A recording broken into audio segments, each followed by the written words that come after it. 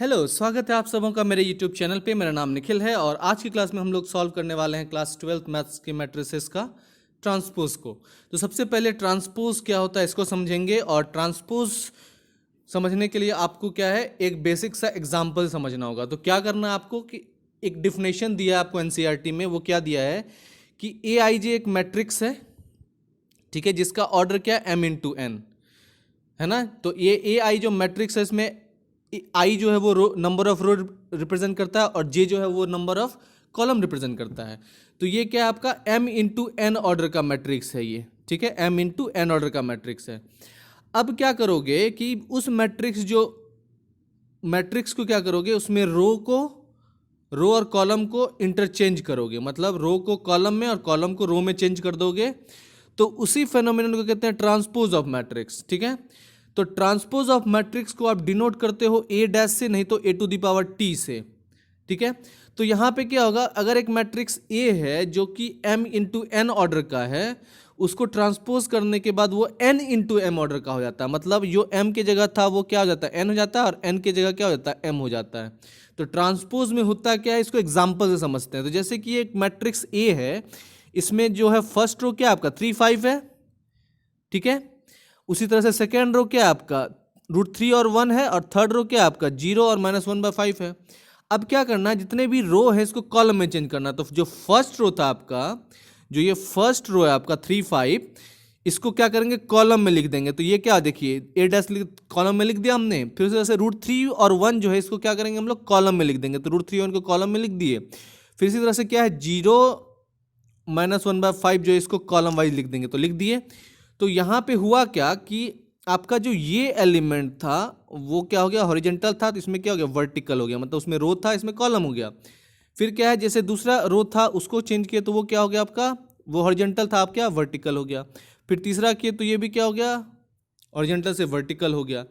तो इसलिए क्या है, ये m इंटू एन ऑर्डर का मैट्रिक्स, इसमें क्या 3 रो था और 2 कॉलम था।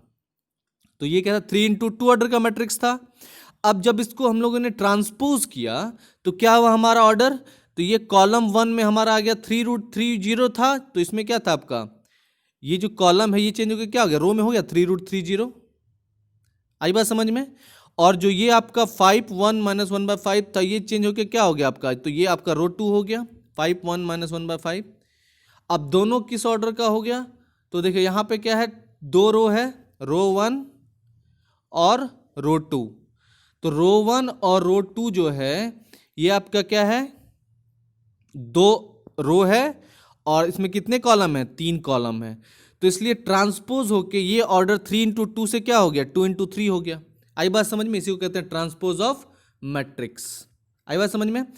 अब देखते हैं properties of transpose of matrices. तो प्रॉपर्टीज क्या होता है ट्रांसपोज ऑफ मैट्रिक्स का, उसको देखते हैं। तो पहला प्रॉपर्टीज इसमें साफ साफ दिया है कि जब एक मैट्रिक्स लोगे, इसका ट्रांसपोज करोगे, ठीक है, और फिर से अगर इसका एक बार और ट्रांसपोज करोगे, मतलब रो को कॉलम में, पहले तो एक मैट्रिक्स लिया हमने, ठीक है, इसके रो को कॉलम में और कॉलम को रो में चेंज कर दिया, ठीक है। अब जो दूसरा मैट्रिक्स आया उसको भी क्या करेंगे, उसका भी रो और कॉलम को चेंज करेंगे। तो फाइनली आपको वापस वही मैट्रिक्स ए आ जाएगा। उसको भी एग्जांपल से देखेंगे तब समझ में आएगा आपको। फिर क्या कहता है कि अगर कोई मैट्रिक्स ए है, उसको आपने कोई एक के कांस्टेंट से मल्टीप्लाई किया, तो पूरा जो ए कंप्लीमेंट है, मतलब ए ट्रांसपोज जो ए का है उससे वो के को आपको मल्टीप्लाई करना होगा। आई बात समझ में। फिर क्या है कि अगर आपके पास 2 मैट्रिक्स है, दोनों मैट्रिक्स ए मैट्रिक्स बी को जब आपने ऐड किया, और जो वो ऐड होके जो मैट्रिक्स आया जिस ऑर्डर का, उसका जब आपने ट्रांसपोज किया, ठीक है, उसका जो फाइनल मैट्रिक्स आएगा वो इक्विवेलेंट होगा इंडिविजुअल, अगर मैट्रिक्स ए को ट्रांसपोज करोगे और मैट्रिक्स बी को ट्रांसपोज करके ऐड करोगे उसके। आई बात समझ में। फिर उसी तरह से क्या है कि अगर आपके पास 2 मैट्रिक्स है, उसको मल्टीप्लाई किया आपने, ए और बी को मल्टीप्लाई किया, फिर उसका क्या किया आपने, ट्रांसपोज निकाला। तो ट्रांसपोज निकाला किया उसका, तो उसका जो वैल्यू होगा वो क्या होगा, इंडिविजुअल अगर बी को ट्रांसपोज करोगे और ए को ट्रांसपोज करके बी डैश इंटू ए डैश करोगे, तो उसका वैल्यू उसके इक्विवेलेंट होगा। तो ये कुछ प्रॉपर्टीज हैं जो कि आपको याद रखने हैं मैट्रिसेस के लिए।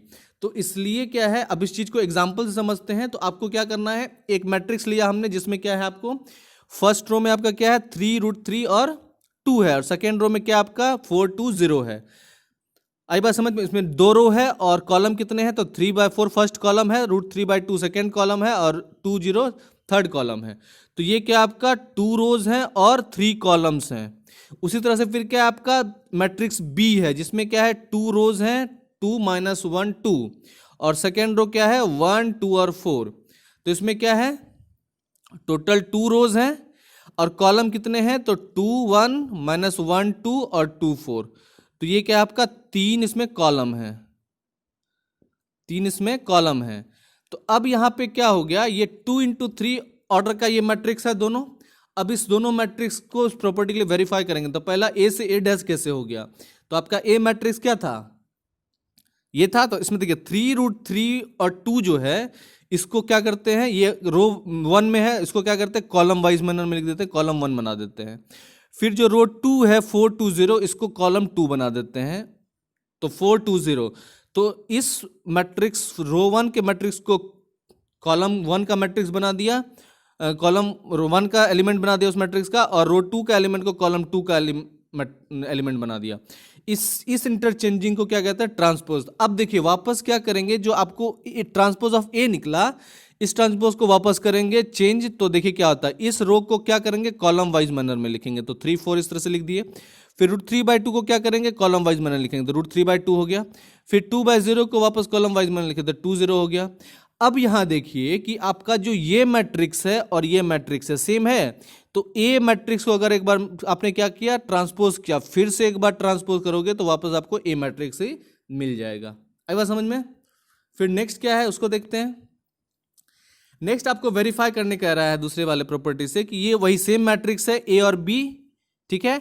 अब दोनों मैट्रिक्स को करना है ऐड आपको। तो ऐड करने के लिए क्या है, जैसे 3 को ऐड करोगे इसके साथ तो 2 के साथ, √3 को ऐड करोगे किसके साथ, तो -1 के साथ, 2 को ऐड करोगे किसके साथ, तो 2 के साथ, फिर उसी तरह से 4 को ऐड करोगे किसके साथ, तो 1 के साथ, फिर 2 को ऐड करोगे किसके साथ, तो 2 के साथ, फिर 0 को ऐड करोगे 4 के साथ।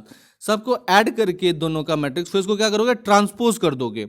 तो उसका जो वैल्यू होगा इसके इंडिविजुअल ट्रांसपोज करने, मतलब पहले एक का ट्रांसपोज करोगे, फिर बी का ट्रांसपोज करोगे, फिर उसको ऐड कर दोगे, तो उसका वैल्यू जो है वो ए प्लस बी करने के बाद जो ट्रांसपोज करे उसके वैल्यू के इक्विवेलेंट होगा।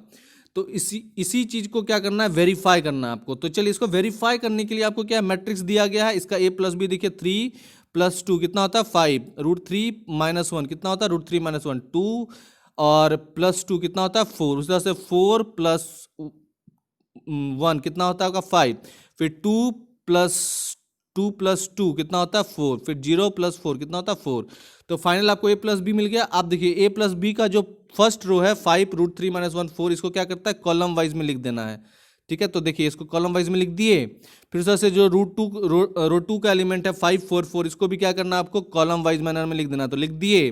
तो इससे क्या हो गया, जो आपका ये कॉलम जो रो था उसको कॉलम वाइज में चेंज कर दिया। तो अब इसका वैल्यू देखिए क्या है, तो फर्स्ट रो में आपका 5 5 है, सेकेंड रो में √3 - 1 और 4 है, और थर्ड रो में 4 4 है।